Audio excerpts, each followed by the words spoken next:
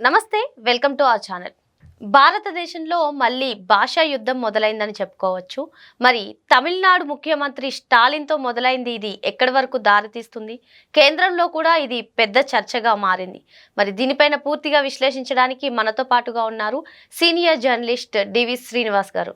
Sir నమస్తే. Sir నమస్తే. Sir, Tamil Nadu ముఖ్యమంత్రి స్టాలిన్ గారు బడ్జెట్ ప్రవేశపెట్టేటప్పుడు చేసిన పని పెద్ద చర్చగా మారిందని మనం చెప్పుకోవచ్చు. మరి దీంతో అసలు భాషా యుద్ధం మొదలైందంటారా? అసలు ఏమంటారు? రాజకీయ పార్టీలు భాషను అడ్డు పెట్టుకుని రాజకీయం చేస్తున్నారా? అసలు ఏంటి సార్?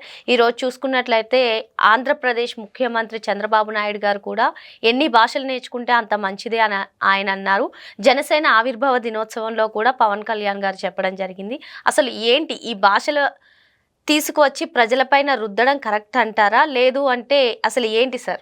ఇవాళ ఎన్ని భాషలు నేర్చుకుంటే అంత మంచిది. ఏది విద్యార్థులు వాళ్ళు నేర్చుకోవాలన్న స్వేచ్ఛ వాళ్ళకి ఇవ్వాలి, తల్లిదండ్రులకు ఇవ్వాలి. ఏ బోధనలో తన బిడ్డ చదువుకోవాలి, ఏ బోధనలో నేను చదువుకోవాలి అనే స్వేచ్ఛ ఆ తల్లిదండ్రులకు ఇవ్వాలి, ఆ విద్యార్థులకు ఇవ్వాలి. అంతేగాని బలవంతంగా ఇంగ్లీష్ మీడియం రుద్దకూడదు. ఇప్పుడు మన నేషనల్ ఎడ్యుకేషన్ పాలసీ ఏంటి? త్రిభాషా సూత్రం. ఏది మాతృభాషతో పాటు ఇతర భాషలు కూడా 2 నేర్చుకోవాలి. ఈరోజు అసెంబ్లీలో ముఖ్యమంత్రి చంద్రబాబు కూడా మాట్లాడుతూ జాతీయ భాష హిందీ, మాతృభాష తెలుగు, ఇంటర్నేషనల్ లాంగ్వేజ్ ఇంగ్లీష్, ఈ 3 మీద పట్టు సాధించుకోవాల్సిన అవసరం ఇవాళ విద్యార్థుల్లో ఉందన్నమాట. ఎందుకంటే ఇవాళ ఏంటి, వాళ్ళ భవిష్యత్తు ఉజ్వలంగా ఉండాలంటే స్థానికంగా ఉపాధి పొందటమే కాదు, వేరే దేశాలకు వెళ్ళి కూడా అతను మరి తన యొక్క ఉపాధిని వెతుక్కునేటట్టుగా ఉండాలి. అందుకే ఎక్కువగా ఇంటర్నేషనల్ లాంగ్వేజ్ ఇంగ్లీష్ను కూడా నేర్చుకోమని ప్రోత్సహిస్తున్న విధానం. మనకి తెలుగు, ఇవాళ 2 తెలుగు రాష్ట్రాల్లో మనకేంటి లెక్కలు కొట్టిన పిండి. కాబట్టి మనకు భాష మీద కూడా పట్టు సాధిస్తే, ఏది ఇంగ్లీష్లో వెనకబడి ఉంటున్నారు మన విద్యార్థులు, ఆ ఇంగ్లీష్ మీద కూడా కనుక పట్టు సాధిస్తే వాళ్ళకి ఇంకా ఎదురే ఉండదన్నమాట. ఇప్పుడు తమిళనాడులో స్టాలిన్ అక్కడ బడ్జెట్లో ఏదో ఆ రూపీస్ ఆ సింబల్ తీసేసి వాళ్ళు ఏదో తమిళ్గా పెట్టుకోవాలన్న తాపత్రం, దానిపైన నిర్మలా సీతారామన్ గారు కూడా ఫైర్ అవ్వడం, ఇది ఎలా ఉంటుందంటే చిలికి చిలికి గాలివానగా మారుతుంది. ఇప్పుడు కందిరీగల తుట్టి మీద రాయేసి కొట్టినట్టు అవుతుందన్నమాట. గతంలో కూడా మనం చూసాము, సనాతన ధర్మం అదో పెద్ద రచ్చ చేశారు. ఏంటి, దాన్ని అడ్డం పెట్టుకున్న ఉదయనిధి స్టాలిన్ మాటలు, తర్వాత దానిపైన పవన్ కళ్యాణ్ విమర్శలు. అంటే ఇక్కడ ఇష్యూ ఏంటి, ప్రజలను పక్కదారి పట్టించకూడదు, ప్రజోపయోగమైన చర్చే జరగాలి. ఏ ప్రభుత్వమైనా ఏ పార్టీ అయినా ఇవాళ ప్రజలపైన బతుకుతున్నాయి. మనది ప్రజాస్వామ్యం, ప్రజలేం కోరుకుంటున్నారో ఆ చర్చ జరగాలి, కానీ అప్రస్తుతమైనటువంటి అంశాలకు కాదు కదా. ఇప్పుడు గతంలో ఎప్పుడు తమిళనాడులో ఈ భాషా వ్యతిరేక ఉద్యమం, ఈ పెరియారు, ఇదంతా ఇప్పుడు దీనికి తీసుకొస్తున్నారు. అదంతా ఇవాళ ఏంటి, గడిచిన చరిత్ర, వర్తమానం, భవిష్యత్తు వైపు సాగిపోతున్న నేపథ్యంలో ఈరోజు మనం గతంలో కూడా చూసాం, జగన్మోహన్ రెడ్డి తనేదో ఇంగ్లీష్ మీడియం తీసుకొస్తున్నట్టు, చంద్రబాబు దానికి అడ్డం పడుతున్నట్టు, ఏదో బెండపూడి హై స్కూల్ గురించి వాళ్ళు ఏదో ఇంగ్లీష్ మాట్లాడటము. అతను ఏంటి, రాజకీయ లాభాల కోసం ఒక పార్టీ పైన నిందేయటం ఇది కాదు. ఇప్పుడు తెలుగుదేశం పార్టీ ఇంగ్లీష్ మీడియంనేమి వ్యతిరేకించలేదు. అసలు నిజం చెప్పాలంటే ప్రభుత్వ పాఠశాలలో ఇంగ్లీష్ మీడియం ప్రవేశపెట్టింది కూడా చంద్రబాబు హయాంలోనే. 2014-19లో అది బ్రహ్మాండంగా పెరిగిపోయిన దీంట్లో. కాకపోతే అప్పుడు తెలుగుదేశం ప్రభుత్వం ఏం చేసింది, ఏ భాషలో మీరు బోధన తీసుకోవాలో ఆ స్వేచ్ఛ విద్యార్థికి ఇచ్చింది. ఇప్పుడు మాతృభాషలోనే నేర్చుకుంటే అతను పొందే పరిజ్ఞానం ఒక స్థాయిలో ఉంటుంది. వేరే భాషలో, పరాయి భాషలో మనం నేర్చుకుంటే పొందేది కొంచెం తక్కువ స్థాయిలో ఉంటున్న నేపథ్యంలో కోర్టులు, అత్యున్నత కోవిదులు అందరూ చెప్తోంది ఏంటి, మాతృభాషలోనే విద్యా విధానాన్ని ప్రోత్సహించమని. దాంతోపాటు త్రిభాషా సూత్రం. పవన్ కళ్యాణ్ ఇవాళ ట్వీట్ చేసిన, నిన్న జనసేన ప్లీనరీలో మాట్లాడిన ఉద్దేశం అదే. ఏమన్నాడు పవన్ కళ్యాణ్, హిమాలయాల్లో శివుడు ఉంటాడు, లేకపోతే ఇక్కడ మరి ఎక్కడ శబరిమలలో కుమారస్వామి ఉంటాడు, ఆయన కొడుకు, మధ్యలో జగన్మాత, శివతత్వాన్ని ఆయన బోధించిన విధానం ఈ భాషల మీదే అన్నమాట. అంటే ఇది భారతీయత. బహుభాషా దేశం ఇది. భిన్న సంస్కృతులు, భిన్న భాషలు, కానీ భిన్నత్వంలో ఏకత్వం అన్నమాట. ఇప్పుడు యూనిటీ ఇన్ డైవర్సిటీ. మీరు మీ స్వార్థ ప్రయోజనాల కోసం యూనిటీని భగ్నం చేద్దామనో, లేకపోతే నీ రాజకీయం కోసం, అది మంచి పని కాదన్నమాట. తమిళనాడులో జరిగినా, కేరళలో జరిగినా దాన్ని మనం ఎవరు స్వాగతించకూడదు, హర్షించకూడదు. ఈరోజు శాసనసభలో కూడా చంద్రబాబు అదే మాట్లాడారు. ఏది ఈ భాష దీనిపైన స్పందిస్తూ ఇటీవల కాలంలో ఈ పెడదూరంలో పెరుగుతున్నాయంటూ త్రిభాషా సూత్రం యొక్క గొప్పదనాన్ని తెలియజేశారు. ఏంటి? మాతృభాషలో బోధన, దాంతోపాటుగా నేషనల్ లాంగ్వేజ్ ఏంటి, మన రాష్ట్ర భాష హిందీ, అది నేర్చుకుంటే మీరు మొత్తం దేశం మొత్తం పట్టు సాధించవచ్చు. హైదరాబాద్లో కానీ, నార్త్లో కానీ, పార్లమెంట్లో కానీ మొత్తం వాళ్ళ యొక్క స్ట్రెంగ్త్ ఎక్కువ ఉన్నప్పుడు హిందీలో కూడా పరిజ్ఞానం పెంచుకోవాల్సిన అవసరం ఉంది.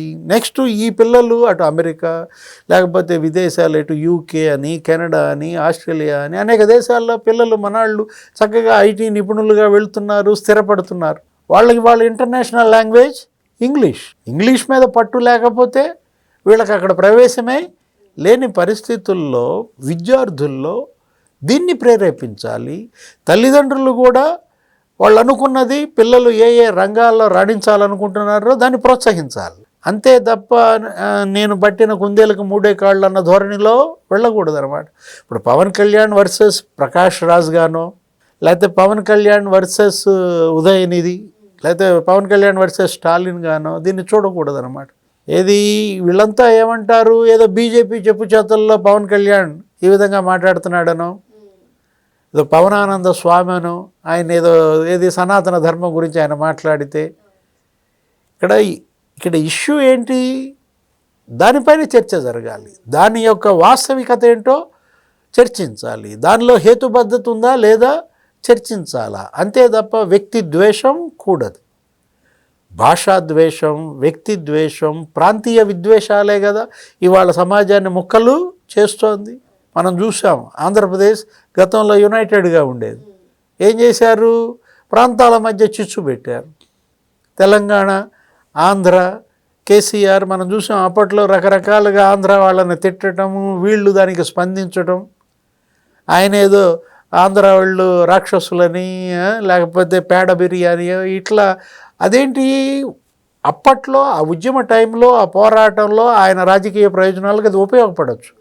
ఇవాళ విభజన జరిగింది, వాళ్ళ మానాన్ని వాళ్ళు బతుకుతున్నారు, వీళ్ళ మానాన్ని వీళ్ళు ఉంటున్న నేపథ్యంలో విభజించటం తేలిక, కానీ ఐక్యం చేయటం కష్టం.